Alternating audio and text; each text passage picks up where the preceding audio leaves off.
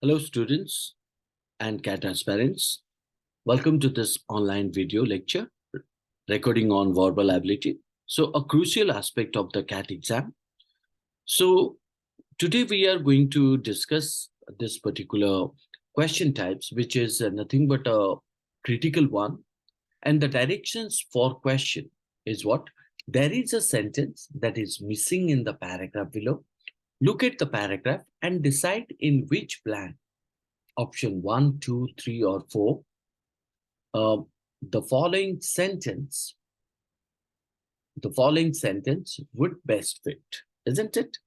So the statement or the sentence is given here that says the dichotomy, which was first articulated by Mihaly Csikszentmihalyi, so made sense to me. So it is this kind of a sentence which we need to fit in any of the blank which is given in the text. So at first, what we supposed to do, we supposed to read the text so that we draw the basic idea presented in it, and what does the passage try to make sense, right? So on the basis of that, we need to fit the statement in any of the blank which is given here, right? Or the specific blank where it should be fit. So on the basis of that, we have also four choices are provided: bracket 1, bracket 2, bracket 3, and bracket 4. So at first, what we supposed to do? We supposed to read the text to get a general idea about it. The text tries to point out, and let me read this. The first blank, and after that it is stated, one of the first things I discovered was that there were two ways of thinking about creativity. What is that, or what are they? Little c and big C. Now you find out the author starts with what? The differentiation with little c and big C. Little c, he said, was everyday creativity, the type of activities that the average person could do, such as building a bookcase or learning to play popular songs on the guitar. Then blank 2. After that, big C was reserved for geniuses. Then black 3, but it would not have been especially helpful for my situation. I wasn't a genius, so as far as creative writing was concerned, that meant I was lumped in with everyone else, those engaged in little c.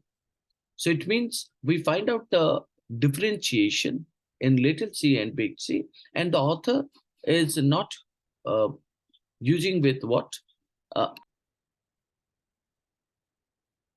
so it is stated that if I would not be, after that, it is stated, if I would not be able to reach a level of consistently publishing my creative work, then it seemed to me that I had definitely made the right choice. Right choice means uh, he is in a little c to give up my creative ambitions, isn't it? Now, in that case, we find out the author started with what? The author started with the idea, right? And make a kind of a differentiation with the little c and big C, and he puts himself in the little c, right? Now, on the basis of that, where do we put this statement? If we look into the option 1, that can be eliminated as the dichotomy, right, which is given here. The dichotomy in the question statement should be preceded by a statement introducing the context of the dichotomy, division or distinction. Placing the question statement in bracket 2, even if you talk about that, disturbs the logical flow of ideas. The statements explaining what? The statement explaining little c and big C are logically connected, isn't it? So option 3 is an appropriate choice. If you see that here, option 3, which is an appropriate choice, because the dichotomy refers to the distinction between little c and big C that the author already pointed in the beginning, right? And want to point out little c, or the dichotomy, which was first articulated by so and so, but it would not have been especially helpful for my situation. So the dichotomy is referring to little c and big C, which is uh, indicated here in the second line of the first second line of the paragraph. And if you look into the option 2, big C was reserved for geniuses.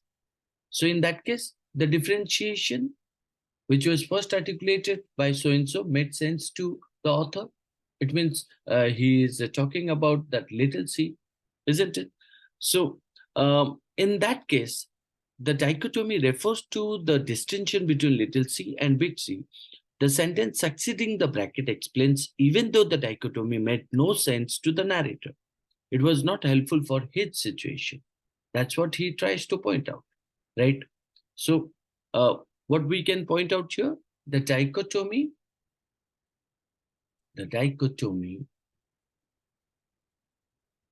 uh, if used in the sentence, if used in blank, blank 3, then this makes a sense here that the how the author explains, even though the dichotomy made no sense to the narrator, it was not helpful for his situation, isn't it?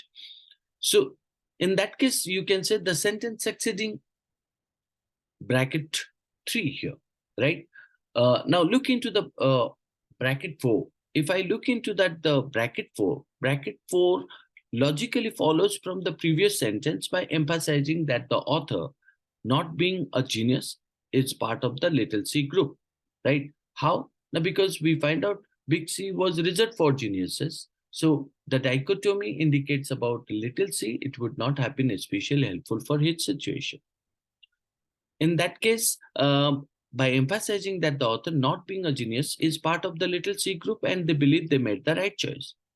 So option 3 is the most appropriate choice for placing the following sentence. Logically follows the introduction of the dichotomy between little c and big C. It also explains that the narrator found the dichotomy not especially